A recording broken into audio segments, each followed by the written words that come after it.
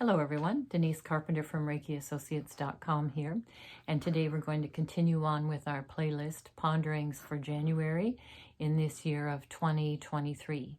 Now the first two videos we did for January were about compassion, the idea of inward compassion, inwardly directed compassion, outwardly directed compassion, and today we're going to look at the idea of kindness, within the framework of the year 2023 being the year of compassion and kindness. So today we're going to address inward kindness and what that might look like.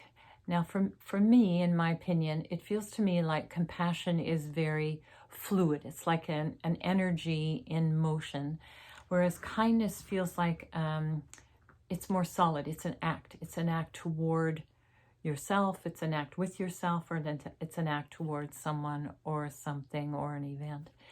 So what would inner kindness look like? When we were in the Piscean age, that would be up to the year 2000, the energy that we were working in was very much an energy of dualism, black, white, up, down, win, lose. It was very authoritarian, with those at the top kind of being the winners and those at the bottom being the losers or having less than those at the top. In the year 2000, we moved into the Aquarian age, and now in the year 2023, we're firmly anchoring in the Aquarian age. And the Aquarian age is about equality. No one thing is better than any other one thing on this planet. It's the energy of egalitarianism. It's the energy of win-win. So if we use that as a tool for measuring inward kindness, kindness toward ourselves, it becomes very useful. So in the Piscean age, we might have been asked to do a task that would be beyond our capacity. It would take too much of our time, too much of our energy. We weren't qualified to do it. And we could set ourselves up into that win-lose scenario where the winner would be the other person or the other thing or the event. In the Aquarian age, it asks us to not do that anymore, to move out of the energies of being a pleaser or a martyr or sacrifice, doing something out of duty as opposed to choosing. So in the Aquarian age, we're asked to actually choose every single action, thought, word, deed that we do. So for inner kindness, I like to use the idea of the scale of justice.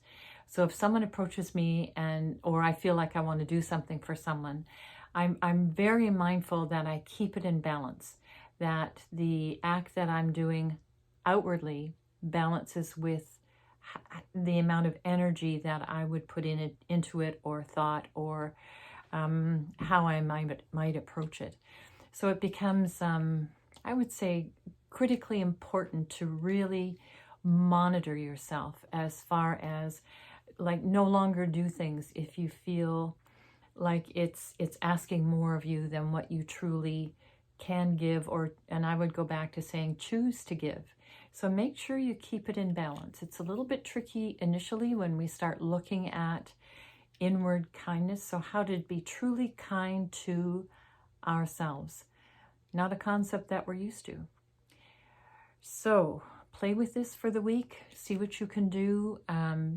Be mindful if you fall into the pleasing, if you're doing something out of duty, if you're doing something because an authority has said that you need to do it. You need to do it rather than you choose to do it. I'm not saying all authority is wrong.